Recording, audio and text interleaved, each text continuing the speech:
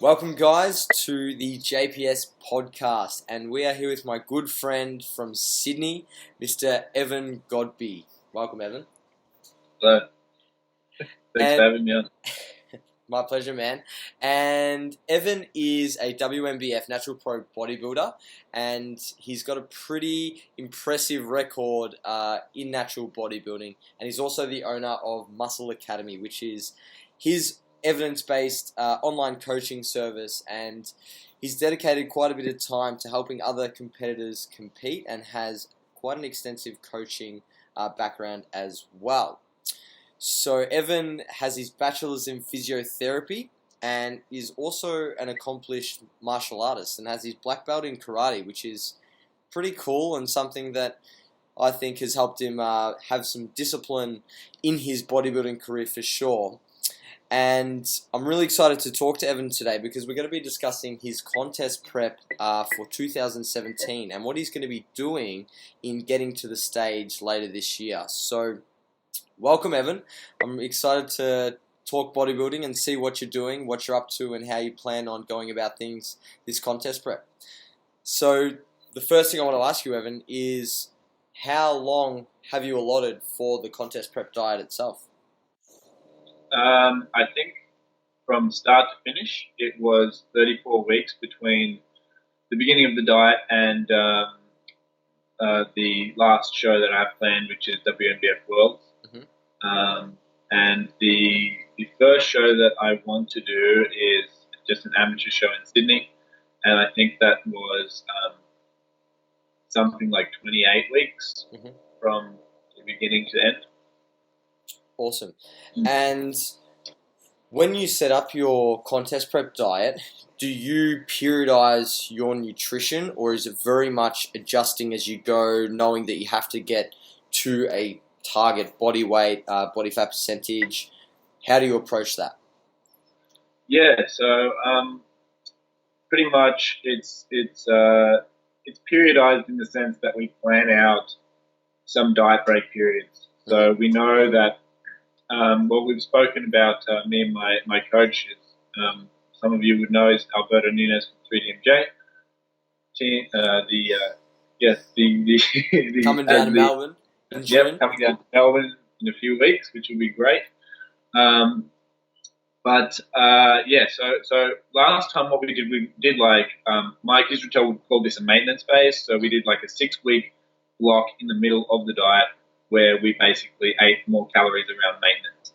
And so this time we're thinking, okay, we're going to do probably just shorter stints of diet breaks, spaced about every couple of months in maybe every 8 weeks or so, 1 or 2 week diet breaks, just to kind of keep things in check. And otherwise it's more or less adjust as you go type of thing. We set up certain calorie or macronutrient values at the beginning, and then we're adjusting as we go. We haven't really made any adjustments at this point except to add a third high day each week.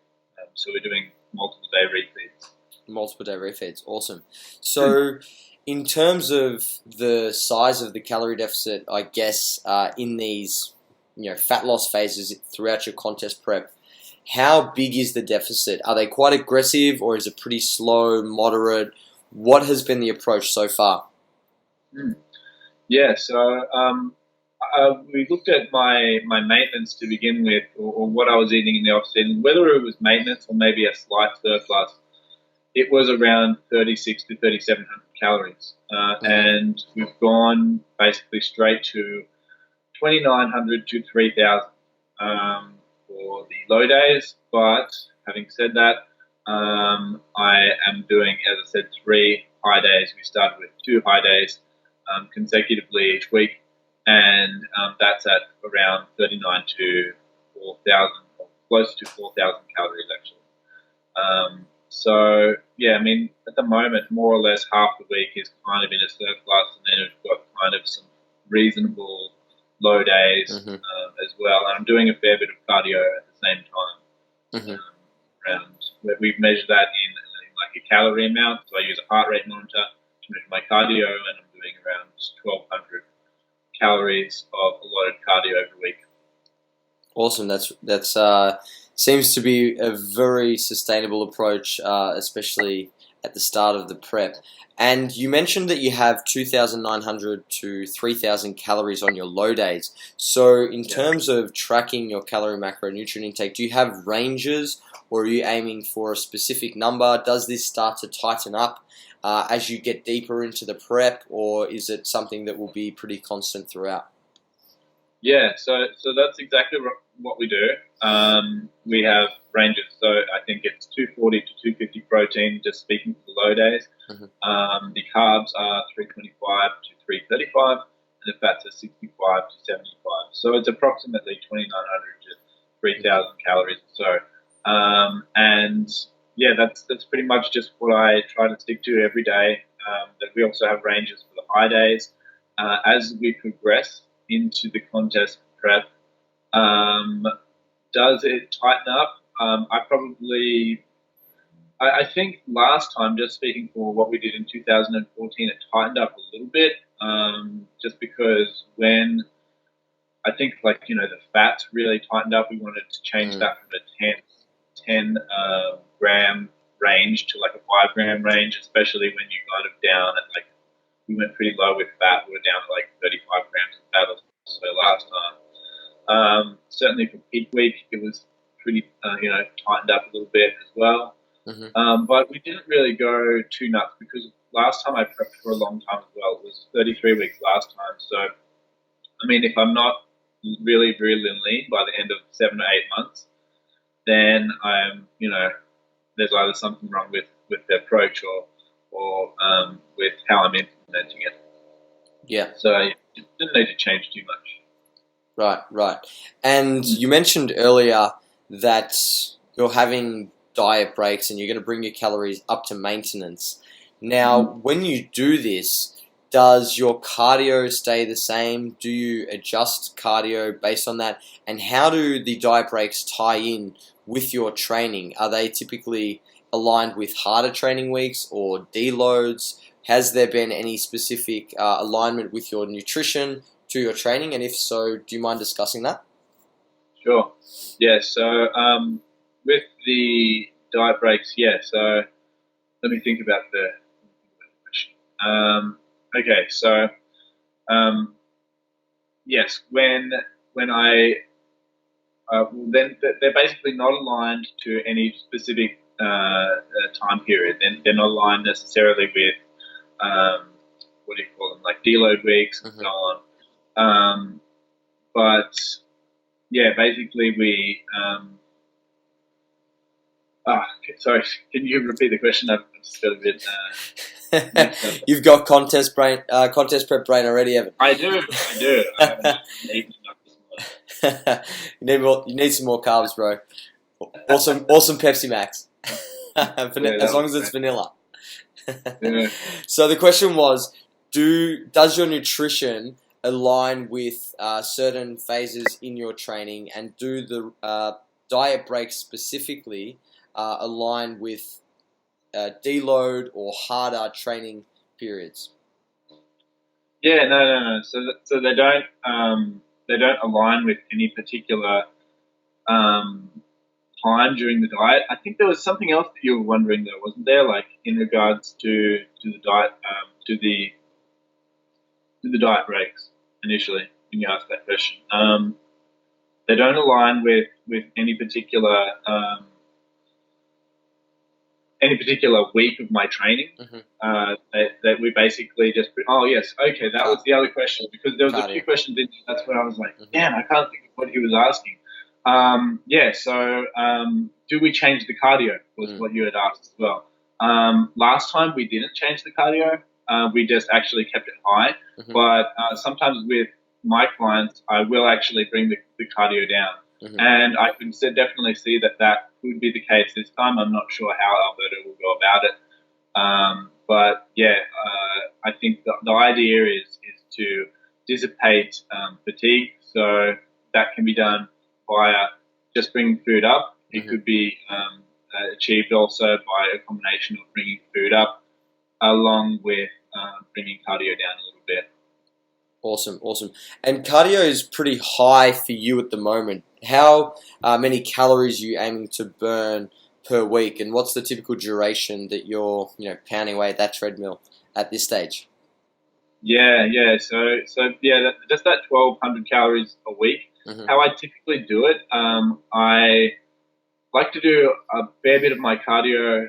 I get it done up front.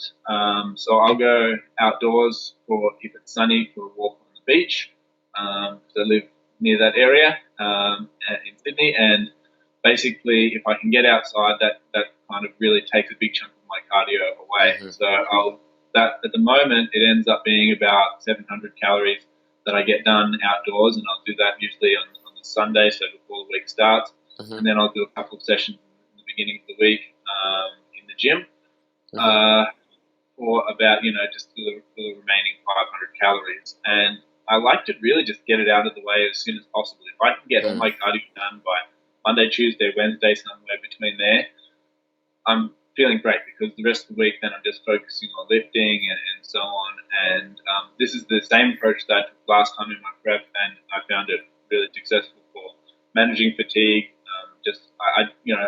A lot of us bodybuilders don't necessarily always enjoy doing cardio. I mean, I Mm. enjoy it to a degree, but when you have to do a fair amount of it, it gets tiring and Hmm. boring and that sort of thing. So yeah, I do try to kind of get it out of the way if I can. Awesome. And do you have any specific requirements from Alberto in terms of when to do the cardio, based on when you're having your refeeds and so forth at this stage? Uh, when to do the cardio based on my refeeds? No, not necessarily.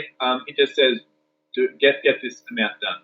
Yeah. And so I just go ahead and complete that. I do have my refeeds typically on, at the moment, Saturday, Sunday, Monday. Hmm. And I'll do that fair chunk of cardio on this Sunday. But I mean, even if I had made that a low day, I'd be still, I think, doing that the same thing, because a bit more time free on Sunday, Mm. so I can really just bang out a big bit of the cardio, and I just don't even think about it a huge amount as cardio, because it's just me. It's just going for a walk on the Yeah. beach, and often I do that in the off season anyway, just for fun, and like a bit of meditation time for me, really. Yeah, yeah.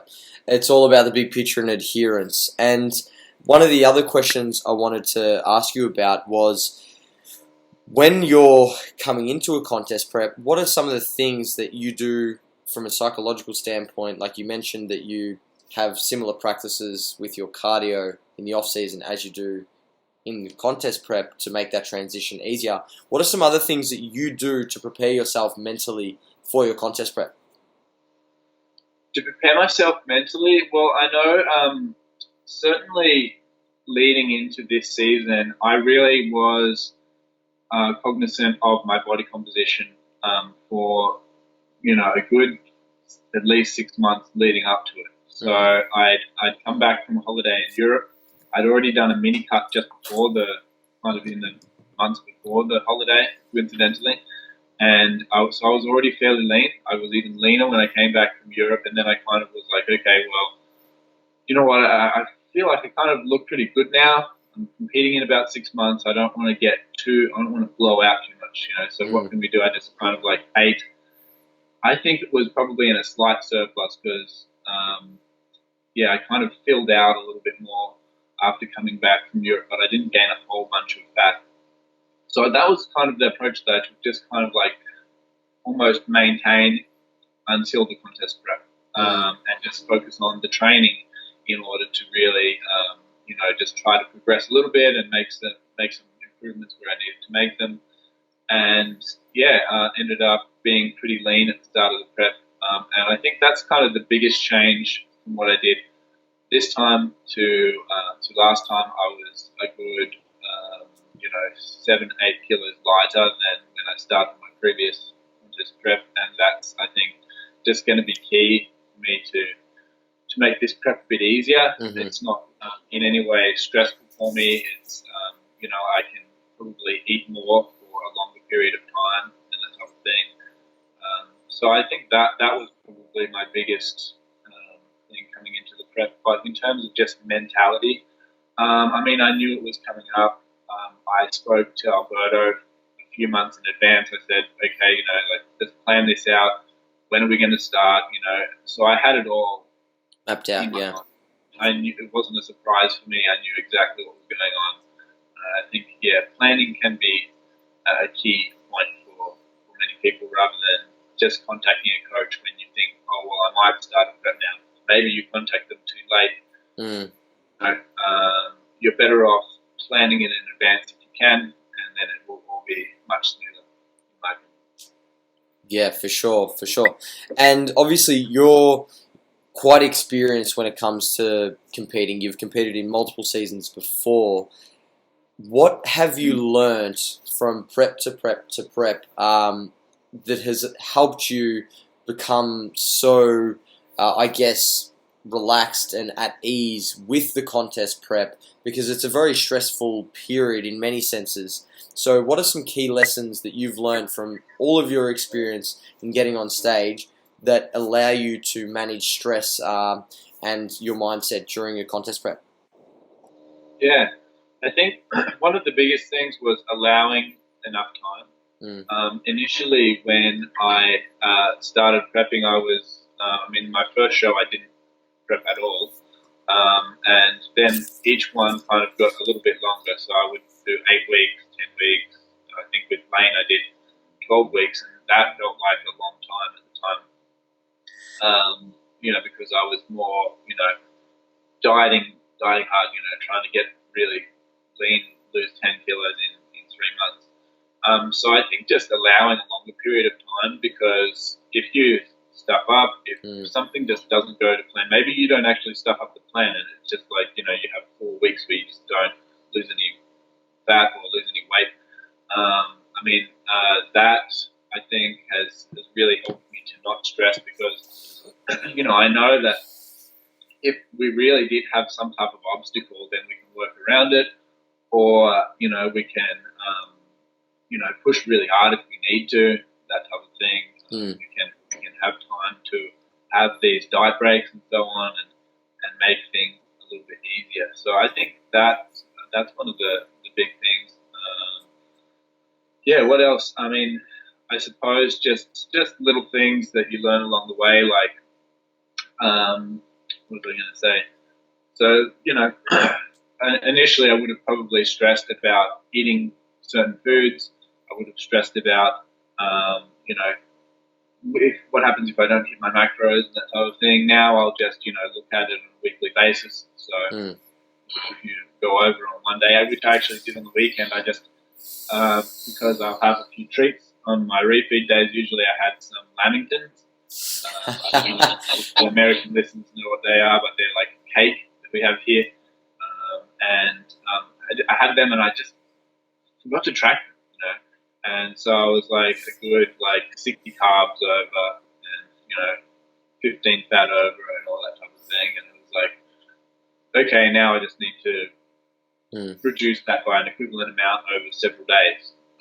So because I've done all that before, I think also just learning more of the science and that type of thing, learning about these types of approaches has helped me know, it's not the end of the world. I can easily just adjust this, and it's not really going to make a difference or a significant difference at all. Yeah, awesome. That's some really good advice for anyone looking to compete and get into a contest prep. And in terms of transitioning from the off-season into the fat loss phase, which is the contest prep, let's talk about your training. So what changes, if any, have there been in your training from off-season to now? Yeah, so in the off-season, for a while I was working with Alberto. We were doing periodized plans. Just before I went to Europe, I stopped working with him, and just to have a break and just to kind of do my own thing for a while. And so during that time, I more or less didn't periodize my training. I still did, of course, deloads. I would change exercises when I got bored of them, or I felt I just need to change from this exercise. But I kept the basic split the same, and I did that for about 6 months. I also was managing and am managing a couple of injuries because, I mean, I'm still fairly young as a bodybuilder at 32, but I've been training for 15 years. So that does, take its toll on the body. And so basically I ran that type of split. I was training everything twice a week with the exception of shoulders, which I was training once a week, and back, which I was training 3 times a week because that is, I think, my biggest weak point. Now, going from that into the contest prep, initially I spoke to Alberto and he said, look, I think you've kind of, you've got a few injuries here. You seem to have your training under control. Why don't we start off with you just managing your own training and let me know if, you want me to help out with that at some point. And so after the first kind of mesocycle, which was kind of like just make maybe a more planned version of what I was previously doing with a few percentages for percentage of 1RMs for some of the main lifts that I was doing. I then said, okay, now what I'd like you to do is you can plan my main lifts and I'll plan my secondary work. So actually a lot of my secondary work is fairly similar. Changed a couple of things around. But yeah, that's pretty similar. And Alberto's kind of just set up a split for the main lifts, which for me, I'm actually not doing any of the big 3. I'm just mainly working around injuries. So I'm doing, instead of squat, bench, dead, I'm doing a hack squat, what am I doing at the moment? Like an incline dumbbell press variation and a rack. Yeah, so I'm doing those and not really doing any overhead pressing at the moment, unfortunately. I do like that exercise, but the shoulder is the biggest thing for me at the moment. And that's just not liking much overhead stuff. So I have to leave that out for a little bit, but luckily shoulders aren't really my weak point, so they're not really disappearing. Awesome, and I think there's a lot of really good points for bodybuilders and physique athletes to take from that is how important it is to manage injuries and appropriately select exercises during a prep, because the last thing you want to have is an injury, because if you can't train well, you're going to potentially lose lean mass and bring a subpar physique to the stage. So do you want to talk to us about, what exercises why you chose those exercises, and whether or not people need to squat, bench, and deadlift, during a contest prep? Yeah, totally. So I think this is something interesting between somebody who is advanced or experienced and somebody who is newer to training, maybe a beginner or intermediate. Those people might be benefiting a lot from doing squat, bench, and deadlift in their programming. There might not be any reason why they shouldn't do those exercises. Now, in my case, I just have a few injuries. Like, they're not major injuries, but they're things that I don't really want to get worse. And so technically, I can squat. If I didn't have any other equipment, I could probably squat. But I have a right knee injury, which I haven't had really looked at, but I think it is just like a cartilage wear issue. On kneecap, I have a lower back injury, which I have had for a long time, which is like a disc bulge or disc protrusion in my lumbar spine. And I have just an inflamed shoulder at the moment. I'm not entirely sure what it is, but I think it's related to the joint always having been a little bit unstable, a little bit looser than the other side. The exercises that I am doing are instead of a squat, because with a squat, if I lean too far forward, back gets a little irritated to the point where it's just, a bit uncomfortable for the next couple of days. If I really try to stay really upright, doing a high bar squat, the knee. So I'm like, okay, this is a problem. I'm flaring one or the other or both up doing this exercise. So for now, I'm doing a hack squat, which, is probably, because it's a machine, it's maybe a little bit less stability required. I can push through both sides fairly evenly. Because if you have an injury, sometimes you maybe lean more to your good side, especially on a free weight movement, because the other side is sore and it doesn't want to push. So I'm doing that. It also takes all the stress off the lower back. So I don't have any issues with that part. It's just there may be a slight irritation of the knee, but that's more or less every single leg exercise that I do will irritate the knee to some moment. And so that's that one. The rack pull, because funnily enough, I was doing sumo deadlifts, so that actually didn't irritate the lower back at all. So if I had done conventional deadlifts, which I haven't done for a while now, they do irritate the back. So it's just that getting down into the deep part of the sumo deadlift. So I thought, okay, well, it's really that knee range which is the problem, so I'm going to have to start from higher up. So a rack pull, I suppose I could do a block pull, but the racks at my gym are just probably the perfect height. I just start below the knee, and that seems to be giving me, no problem for the back, no problem for the knee, but quite a good contraction through the posterior chain. And then the shoulder type of thing, or the chest exercises have to be a incline dumbbell press. I've kind of got it at about a 45 degrees, so it's like a high incline, and I've just found that angle seems to be the best. If I'm really upright, it's no good. If I'm too flat or in a slight incline, it's not as good either. I really have to watch the loads that I'm using for that, so I'm training a little bit lighter, definitely sub-maximal, not necessarily going to failure, and really watching the form. So, I've kind of got that down to that exercise for a combination between a horizontal and a vertical press, I suppose. I'm not really doing either of them. It's just a hybrid kind of covering chest and shoulders at the same time. For the main lifts anyway, I do some other things like machine chest press and so on. Yeah, that's awesome. I think that's extremely important for listeners to understand, is that there's no magic exercise to build muscle, and that if you are carrying injuries during a contest prep, you need to work around those as best you can to survive the course of your contest prep, really. And in terms of your program design, Evan, as we diet down, we start to have lethargy increase, our performance starts to suffer, and we can't lift the weights that we typically could lift. So how does your training adapt to that? Is it a big shift towards auto-regulation and less prescribed percentages and things like that? Talk to me.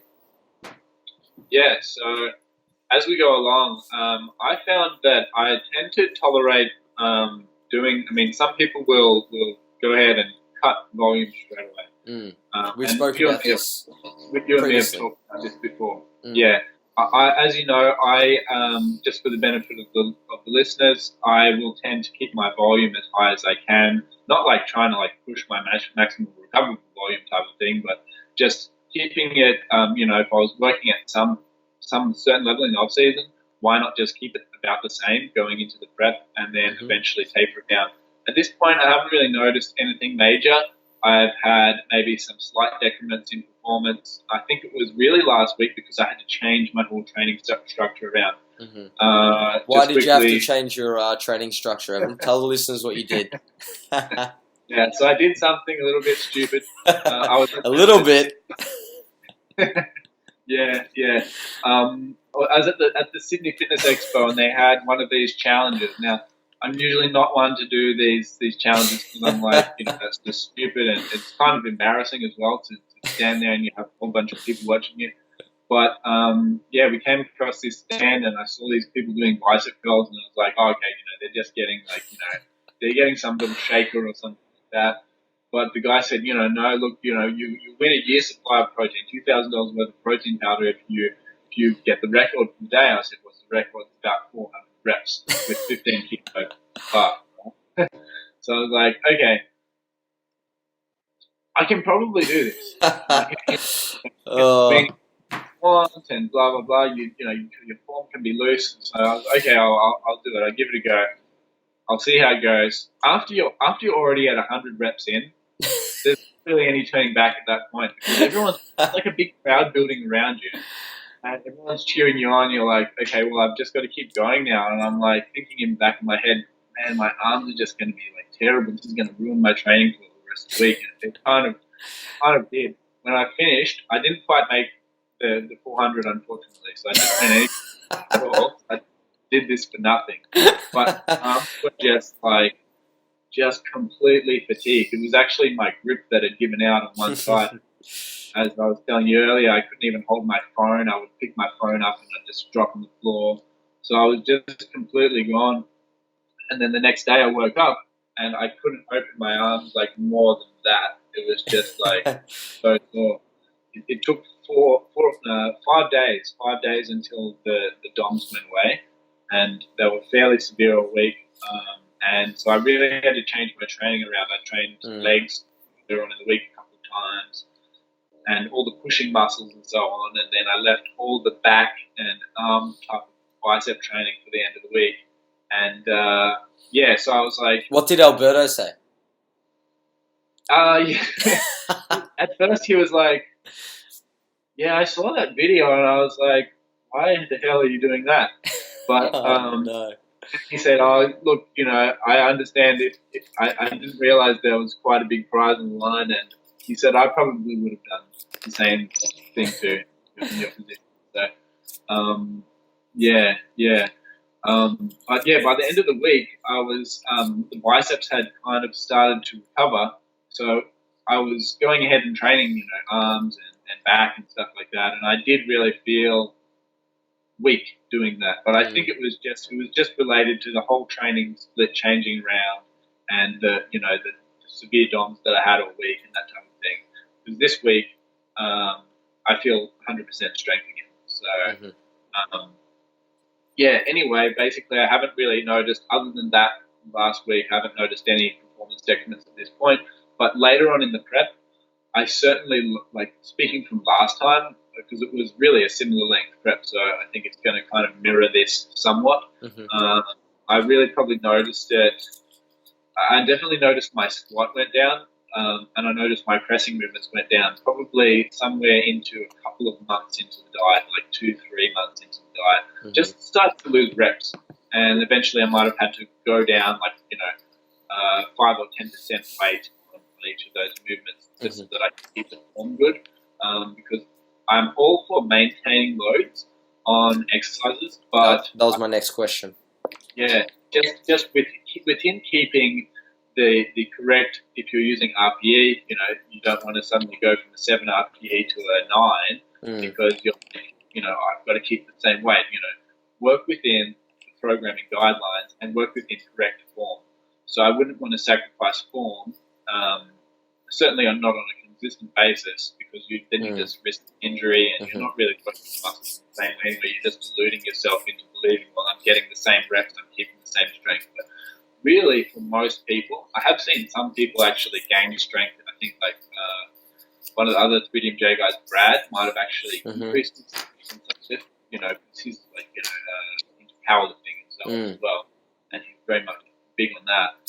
He was actually, and he's such a smart guy as well, that he's able to maintain and improve some of his strength into the contest prep. But for most people, particularly bodybuilders, I would say, eventually you're probably going to lose some strength, if not muscular related, just because your leverages change on things like your squat. You're going to lose weight from around your legs and your waist, and you just don't have as much cushioning there for at the bottom of the movement. So all those leverages change. The same thing around your chest or around your back.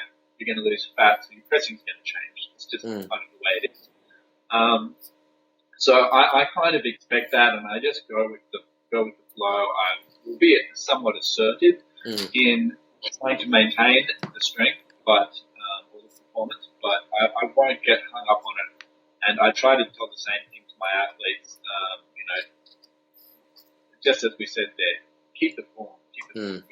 But certainly in that last month or two, I'd say definitely the last month. I remember, I think I completely dropped deadlifts eventually from my routine in the last couple of weeks. And just, I changed, I did a lot more machine work because at that time I was in America just a few weeks before the show. I was able to train, luckily enough, at Gold's Venice, so they have so many machines there that I was doing that type of thing, because at that point you're kind of just struggling to load the plates onto the machine, and then you do your set of 10 reps and you sit there for 5 minutes struggling to just recover. So I found that was probably the biggest change from the start to the finish, would be that last month. Like, I was just dead.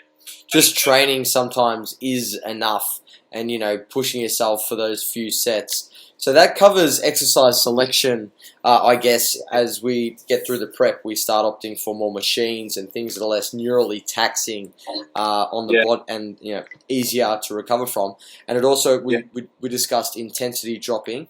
Now, there's two schools of thought, through contest prep and fat loss phases with program design. It's keep intensity for as long as you can, and that will maintain lean body mass, obviously being the objective during contest prep.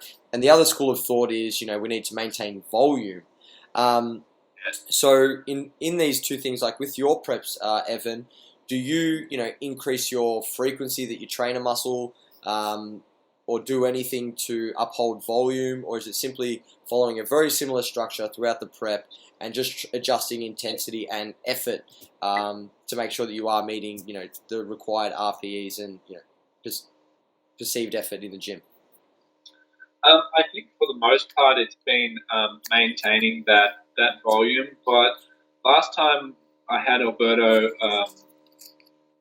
program all my MEFA cycles throughout the contest prep, so there was some variation there. I would say about 80% was volume focused, with some undulating, some a little higher. Like, might have done some blocks that were, I remember did one for about 3 weeks, which was all like high reps, 12 to 20, and I think that was probably a bit of a punishment on my part, because I told him I do really well in high volume, and he's like, okay, here's high volume. I was like, no thanks.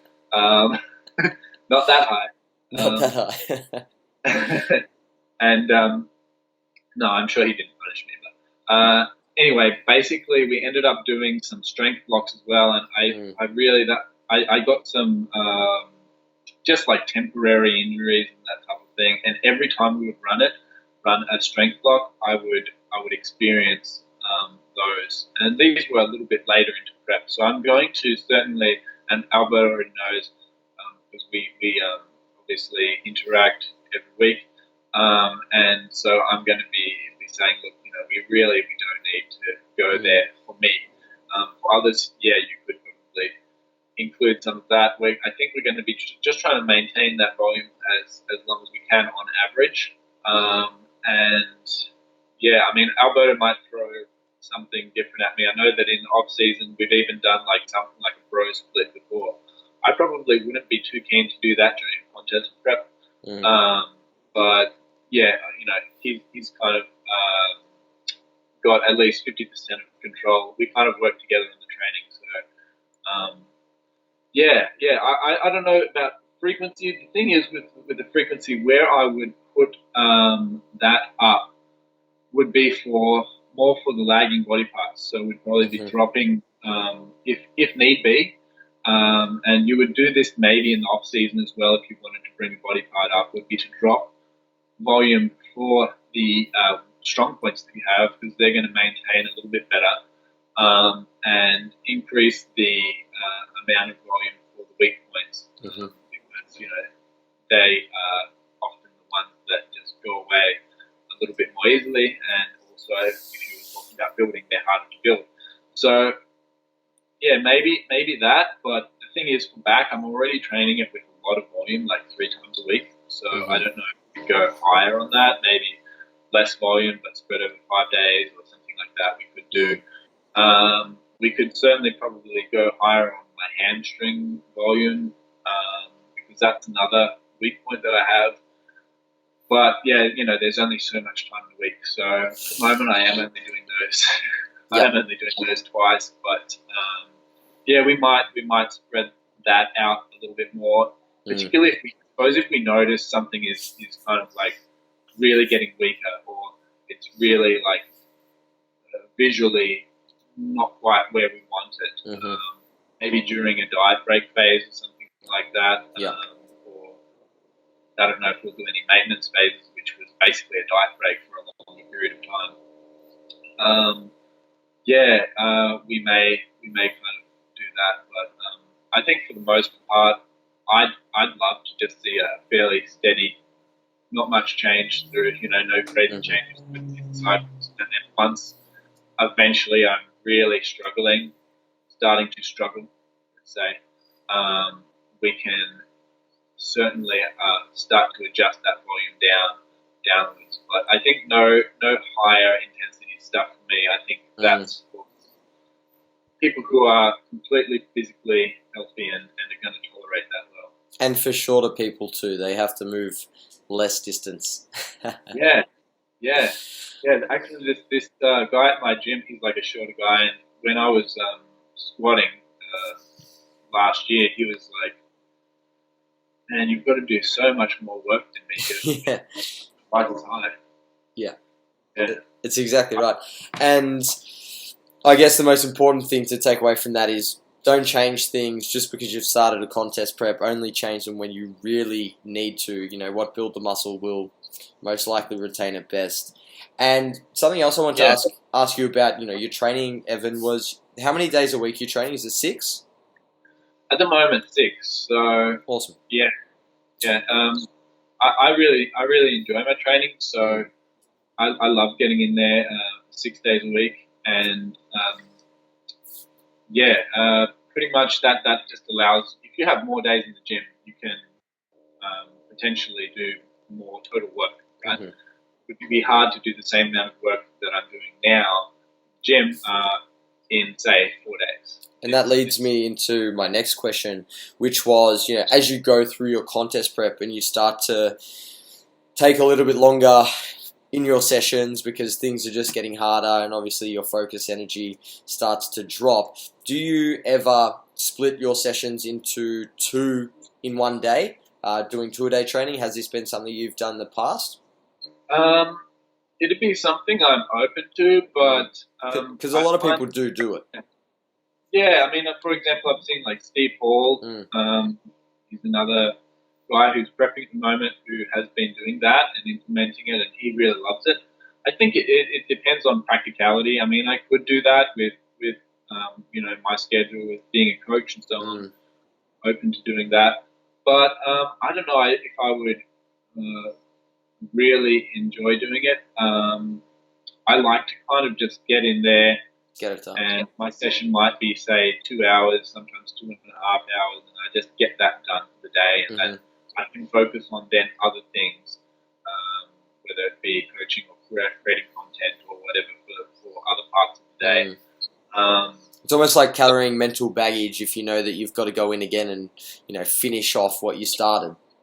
Yeah, and it might change your meal structure a little bit as well. Like at the moment I'm training largely in the evenings, so I will, have a couple of meals beforehand, and then I can just kind of have my meal before I go to bed after the gym.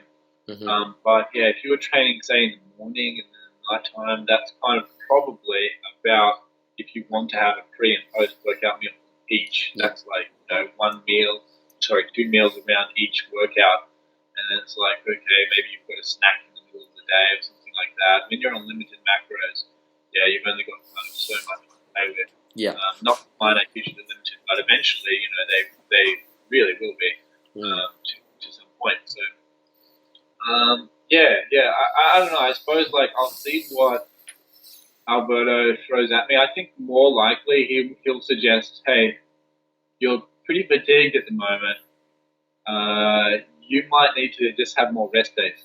He's kind of more somebody that would encourage me to do that, because I'm somebody that's as I said, I love being in the gym, and almost maybe sometimes I just need somebody to pull me back a little bit if I'm overworking myself. But I would say it'd be more along those lines of what may happen. But I'm too stubborn. I like my 6 days in the gym. I'll go back to 5. I would find it hard during a prep to go back to 4 days, to be honest. unless I was super fatigued and I really needed it just for a week or something. Yeah, yeah, and it just goes to show how many options we have in a contest prep and how many ways we can go about things to get a great outcome on stage.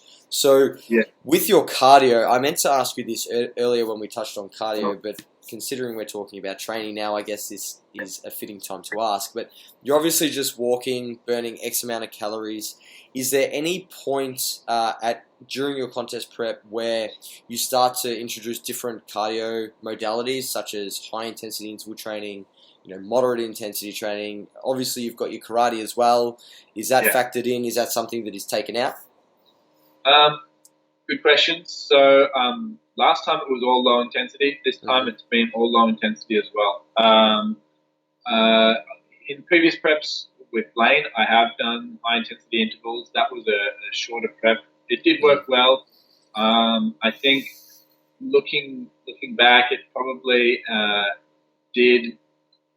Well, I've actually did test it, to be honest, last prep. I haven't told anyone about this, but during the start of last prep, tell us now. This is JPS podcast exclusive.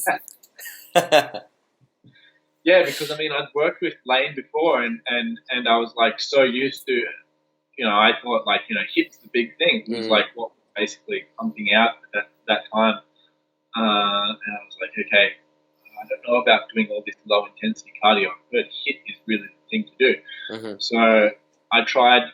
I asked Alberto, why are we not doing any HIIT? He explained, it can actually impact your performance in the gym and on like the subsequent day.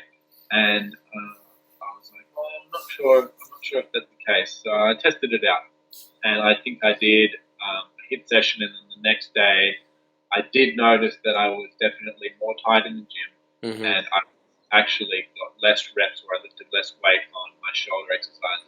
Right. That I was like, okay, maybe there's actually something to this. So if this is affecting my performance, that's going to be a bigger negative to me than the potential extra fat loss and muscle retention benefits, maybe for the really just retention for the legs anyway. And so I'm like, okay, well, I'm going to, now, everything from now, which this was right at the start of prep, I'm just going to do exactly as Alberto suggested. So basically did the low intensity the whole time. Alberto's not necessarily against using HIIT cardio either, nor am I. But I think it's best saved for shorter preps. Really, shorter bursts if you really need. We do know that it is very good for fat loss, but it's also, as I said, that performance thing. So risk to just reward. use it if needed. Yeah, and it's just kind of like something that I would just add on in smaller amounts to larger amounts of low intensity cardio, which doesn't impact recovery as much. So all my cardio is outdoor, and also I do some indoor. I like using the bike mainly. Just kind of sit there and watch TV. Awesome. And how do you factor in the karate? So obviously, being somebody who's done karate for over 15 years, is this something that you continue to do during your prep? Is there a point in time where you say, okay, the karate's got to go? How does that all work? Yeah. Last time, I think, because... Do you put your energy tracker on for cardio and count your calories? Do I count them? I thought about it. I thought about having my tracker on because I'm like, they're actually like, they're quite energetic classes a lot of the time. Particularly, sometimes we have classes which are not as much, maybe they're more skill-based and so on. But we have some which are really high intensity. And so I was like, well, if it's that type of class, I'm really burning probably like 500 calories maybe. Because it's a good 2-hour class as well. So, with that in mind, Alberto's last time I think he said, "Oh, just count it as 200 calories," and I was like, you know what? With the risk of injury and the amount of energy that I'm expending, maybe I'm better off just not including it. So I didn't include it at all last time I prepped back in 2014, and which was good in the sense that I was able to be really accurate with what I was measuring, doing formal cardio. But I really found that once I went back to karate, I'd lost some of the adaptation. Not so much, like I had forgotten some of the skills a little bit. They came back reasonably quick, but it was more like my flexibility had really gone, and it took me a good 6 months to build that back up. So, I want to keep it in. Usually in the off season, I'll do 1 or 2 classes a week, just because it's so. I mean, if I was doing more karate, it's not practical because recovery wise and also time wise, because it's a 2 hour class and then I'm in the gym for 2 hours. I'm exercising like 4 or 5 hours a day if I do both. Yeah. So really have to limit it to just like 1 or 2 classes a week, and then during prep, it's like 1 class a week most of the time. Some weeks I've had off if it's been like all my routines screwed up or something like that. Then sometimes I won't even get a class in. But most of the time it's just once a week. I haven't been counting it at the moment, and I intend to basically keep the karate in throughout most of my prep until I'm at that point where I'm really feeling like rubbish, and then where maybe if I'm in class and I'm just like spacing off or something like that, maybe it's like, okay, now's the time to pull the plug, or just for the sake of not getting injured. I might even continue to do the classes, but avoid anything contact, sparring or anything, because that's probably really the only times I've gotten injured in karate, other than something like a hamstring pull or something like that, which is I've fractured a toe kicking somebody. That actually originally I was going to prep in 2009 for my first show, and I ended up. Just as I was deciding to do that, I ended up fracturing my toe. Did you go on stage with a cast on your toe? No.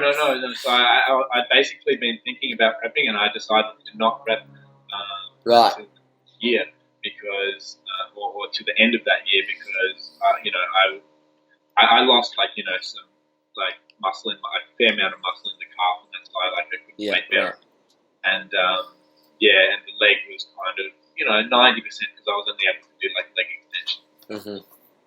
But anyway, you've got to be careful of those type of things if you're doing other sports. Like I have one client who's horse riding, so I'm a bit, it's fantastic that person is doing the horse riding. I'm a bit worried that I'm going to get injured as well. I had a similar situation. A client of mine plays indoor soccer. He's just started his prep for October, and I said to him, you got to dish the indoor soccer. And he even said that he was going to start being the goalkeeper so that he could avoid contact, and I just said, nah, get rid of it. Yeah. But one of the other questions I wanted to ask you today was in regards to your peak week, or the lead up to the stage, the final few days, and what methodologies you've used in the past, plan on using this year, and do you practice your peak week earlier in your prep to get a gauge of how you're responding to certain macros, food intake, and so forth? Okay, so we've done a few different types of peak weeks, mainly front loads. So that means, for anyone who's listening, the carbohydrates are usually loaded higher earlier in the week. So with Lane, I think that was on Sunday or Monday that we started for the Saturday or Sunday show. So a fair bit, and then we basically did fairly simple, tapered the carbs down. The protein and fat were in accordance, the calories were adjusted because the carbs were higher, so the protein was a little bit lower, just moderate, and it would kind of alter and change as the carbohydrates went down. The protein came up a little bit, the fat maybe stayed moderate throughout the week, and that was really the only peak week that we did with Lane, because I just did the one show that season. It was a 12-week prep, and it went quite well, and basically on the day of the show, I think he just said, eat these foods, eat these amounts of these foods. So I had, certain meals like sweet potato and steak, sweet potato and chicken, and a Subway sandwich before going on stage with certain ingredients. So some of that was anecdotal, obviously, and some of it was all planned out. according to scientific principles and so on. But basically as well, other things that we have always done is not really change sodium too much on the day of the show. Usually we'll increase sodium a little bit. In the case with Lane, it was like through just having a Subway sandwich with more sodium in it. Yeah. With Alberto, it was a little bit more in the lines of eat this much sodium on the day.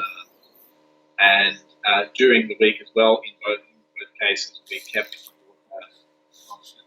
So altering, depleting water, as and that's not going to be on stage if your muscles are flat. So I suppose that was the kind of prep that we did with Lane. It was the higher carbs for a whole starting at the start of the week and then basically tapering them down very smooth, keeping water the same, sodium the same, and a bit of higher sodium on the day of the show with specific foods.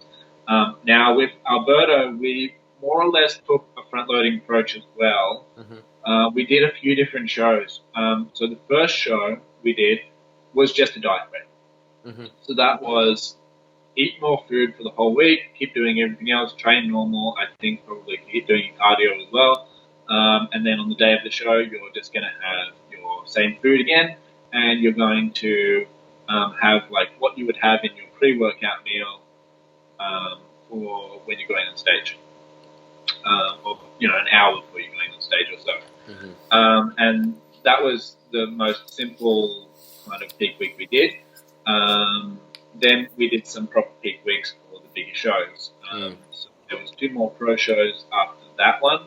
And what we did was we would have the front load, but for a shorter period of time. So for like 4 days before the show. And the carbs kind of like were up. It depended on which show it was. So it wasn't like that high taper down. It was generally undulating a little bit. So it might have been, I think in one case it was higher carbs. Okay, bring them down a little bit to like moderate amounts for a couple of days. Higher again the day before the show, and on the day of the show it might have been moderate, really high and spaced out in specific increments, depending on the division times and so on.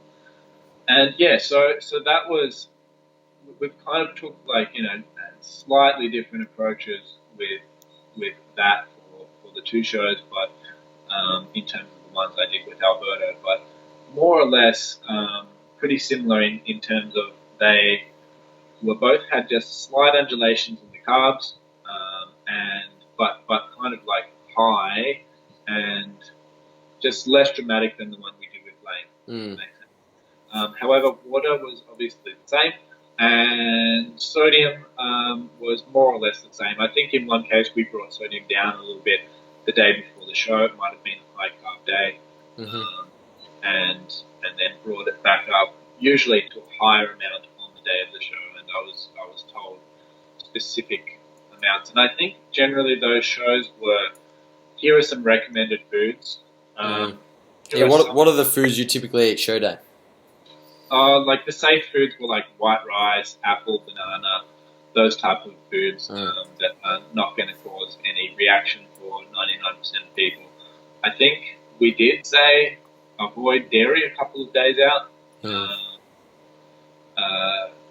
that was the case with Lane as well.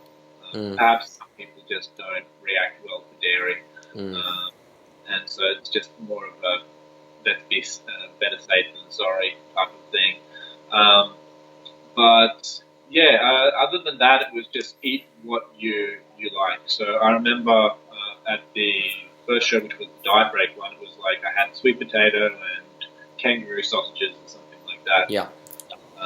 And then there's a picture that gets put up with me pretty frequently where I'm all tanned up and I'm eating a Pop-Tart. So it was a pumpkin pie Pop-Tart. And that was just the full stage when I was pumping up. Yeah. But foods that I'll eat when I'm pumping up, that type of like sugary foods, might be some jelly snakes or something like that, might be even like strawberries I've had good luck with, maybe something salty and has a bit of fat like peanut butter as well.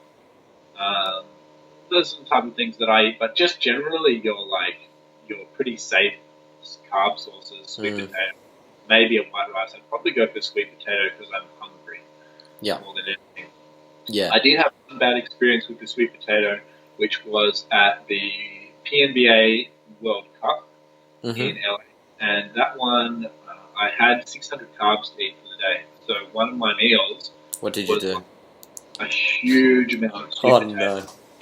And I'd had it 2 hours or so before the stage, which was lucky that I had it that far out, because I ended up like the GH type of gut, like really bloated because of so much food volume. And luckily, it eventually went down because I started pumping up like really more than an hour out from going on stage, because I thought, okay, I'm on stage. And so I started pumping up, and I think it kind of maybe got everything moving through, and maybe even pushed the carbs into, for lack of a better term, pushed the carbs into the muscles. And so, yeah, my stomach wasn't like protruding massively on stage, which, it was looking pretty bad. So. Yeah, I see that quite often. A lot of people just offer big, meals and high volume foods on the day of a show, and it doesn't end well. You need to really monitor that, and then just stick to foods that sit well in your stomach, I guess. And the final question I have for you, Evan, is what is your pre-stage pump-up routine? What does that look like? Reveal the secret with us. Yeah, okay. I will want to start. One time I stuffed up again. I'm going to tell you all the things I stuffed up. For one of my shows, and I think we were just like being really slow with the girlfriend at the time was putting the tan on. I must have, maybe it was probably more my fault. I must have not allowed enough time to get ready for the my vision. And so after we put the tan on, the guy was like, "You're on stage in 5 minutes." And I was like, "I haven't pumped up." I'm like, "Oh shit!" So I went on stage flat. I'd done like a couple of sets of push-ups or something like that. That certainly taught me, plan out your time, make sure you've got enough time, you tan on in advance, and that you will have enough time to pump up. So I like to have 20 minutes at least to pump up. Yeah. I will, if I'm doing a show in Australia, I'll try to bring some dumbbells with me, because I feel like I just get like a little bit of a better pump with free weights than I do with bands. But of course, when you're overseas, maybe you're lucky enough to have some dumbbells there, but otherwise I have bands with me. So I'll do like a little circuit, and I'll do something like, bicep curls. I'll do a tricep exercise, which is usually like a close grip push-up, regular push-ups as well. Just something with the shoulders is usually just like side raises. Yeah. What else do I do? Rows for the back. I tend to avoid pull-ups because basically sometimes people are using oils and stuff at these shows. Now, if you jump up onto a bar and somebody's had oil in their hands, you fall. I mean, you're in, not only not competing in the show, you might be in hospital. So I always avoid that for myself and my clients, because you don't need to be really doing pull-ups, do you? No. You can do both. You can do with towels, like rowing like this, or you can do like a pull down like that, like by bending forward and having either the bands or somebody holding a towel. So that's my back, done chest, triceps, biceps, shoulders. Yeah, so that's all I do. I don't do any ab pumping up. I don't do any leg pumping up. And I'll do that. That'll be kind of like one circuit. I'll have a 2-minute break or so. I'll have a sip of water. I'll have some of those foods that we mentioned. Pop-Tarts. Snakes, Pop-Tarts, and then I'll go and I'll do another set. And we'll just kind of repeat that and just kind of like look at in the mirror and so on. Okay, am I pumping up everywhere? Okay, the biceps are pumped. I need to do a bit more chest. We'll do more sets of push-ups. So, yeah, just kind of doing that and then trying to make myself look as big as possible without being like, I think you can probably pump too much as well. Like, you can pump to the point where just like it almost obscures definition. So you got to be like you got to be a little careful, and you also got to be careful not to be like absolutely exhausted when you get on stage. and you can't pose properly. You're going to be shaking. You're going to be sweating everywhere. Already Mm-hmm. the lights are hot, so you don't want to be just like dripping with sweat and you're constantly touching your tan up when you just walk on stage. So that's kind of like my tips for pumping up. Yeah. That's awesome, man. That was very comprehensive. Thank you very much for that. Well, guys, that's another episode of the JPS podcast down. Thank you, Evan, so much for your time, man. We really appreciate it. We can't wait to see you in June for some more Pepsi Max, couch chats, and bagging Joey Zucchini. So, Evan, I will see you next time. Thank you very much again for your time. We appreciate it. Thank you very much for having me.